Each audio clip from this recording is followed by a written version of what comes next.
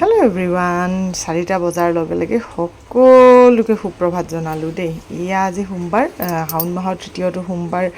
যোৱা সপ্তাহতো যাব নোৱাৰিলোৱেই, সেইকাৰণে এইবাৰ এয়া আহি গ'লোঁ ভীমাশংকৰ বাবাৰ মন্দিৰ। এইবাৰ যে মানে বহুত বেছি মানুহৰ ভিৰ হৈছে দেই। যোৱা বছৰ ইমান ভিৰ হোৱা নাছিলে, কিন্তু এইবাৰ প্ৰতিটো সোমবাৰে বহুত বেছি ভিৰ হৈছে। আহিয়ে ভাল লাগে য'ত শান্তি পোৱা যায়, কাৰণ বিশেষকৈ মই মন্দিৰত আহি বহুত বেছি ভাল পাওঁ। এইটো প্ৰাকৃতিক পৰিৱেশৰ মাজত থকা বহুত ধুনীয়া মন্দিৰ, আৰু মানুহৰ লাইনটো দেখিছেনে? আজি গণেশ মন্দিৰ একদম দৌৰা-দৌৰি আহি দিলোঁ, একদম লাইনত থিয় হৈ ভণ্টিজনী আৰু মই গৈছিলোঁ। তাৰপিছত দুইজনীয়ে থিয় হ'লোঁ লাইনত, আৰু তাৰে পাছত এই তলৰ পৰা ওপৰলৈকে মেইন গেটলৈ আহোঁতে ইমান দেৰি নালাগে, ধুনীয়াকৈ আহিব পাৰি।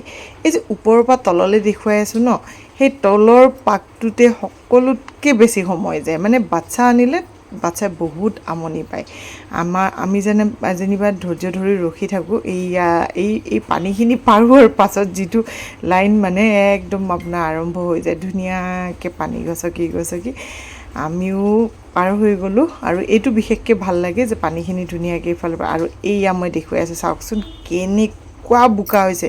এইকেইদিন কণ্টিনিউ বৰষুণ দি আছে ন, অকণমান চাগে কিবা ব্যৱস্থা কৰিব পাৰিলে হয়। আৰু বোকাৰ লগতে ইমান বেছি পিছল হৈ গৈছে ন, আপোনাৰ মানে খোজ দিবলৈ প্ৰব্লেম হৈ গৈছে। এইফালে শাৰী পিন্ধি গৈছোঁ, শাৰীত ধৰিম নে হাতত থকা বস্তু ধৰিম নে বেলেঞ্চ ৰাখিম, এনেকুৱা অৱস্থা হৈছে। কিন্তু অকণমান কমিটিয়ে এই ব্যৱস্থাটো বিশেষকৈ কৰিব পাৰিলে হয়, কাৰণ এইখিনি অকণমান ঠিক কৰি দিয়া হ'লে মানুহখিনি যোৱাত অকণমান সুবিধা হ'লে। কাৰণ মাজৰ অংশত একদম বহুত বেছি, এইখিনি বাৰু অকণমান শুকানে, আপোনাৰ 10 পাকমান মাৰালৈকে তাৰমানে সাংঘাতিক বোকা, সেইখিনিত মানে খোজ দিয়াৰেই অসুবিধা হৈ গৈছিল।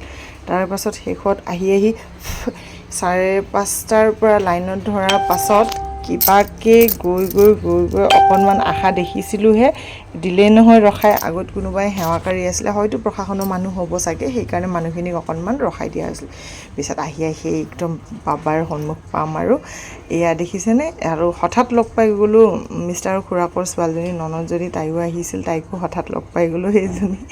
তাইকো লগ পালোঁ, তাইৰ ছোৱালীজনীকো লগ পালোঁ। সেইকাৰণে মানে বহুত বেছি আমনি নালাগিল, ধুনীয়াকৈ লাইনবোৰ পাৰ কৰি মেলি। আৰু মোৰ ইমান ধুনীয়াকৈ সেৱা কৰিব পালোঁ, বহুত বেছি শান্তি লাগিল। এয়া আমাৰ একদম 5:30টাৰ পৰা 5:30 বজাৰ পৰা লাইন পাতি এতিয়া আমি কেইটা বাজিলে? 9টা বজাত ওলালোঁ। একদম পূৰা পাক ঘূৰি পূৰা কৰিলোঁ। আৰু এতিয়া এই লাইন দেখিছে নহয়, পূৰা বহুত বেছি মানুহ হৈছে আজি, আৰু বেছি মানুহ। আৰু এটা সোমবাৰে আছে, সেইটো পাৰিলে আহিব চেষ্টা কৰিব লাগিব। আপোনালোককো দেখুৱাই আছোঁ। আৰু আহি এয়া পাই গ'লোঁ গণেশ মন্দিৰ। দেখিছেনে, গণেশ মন্দিৰৰ সেৱা ল'লোঁ, তাতেও পূৰা ভিৰ, মানে বহুত বেছি মানুহ আছে দেই।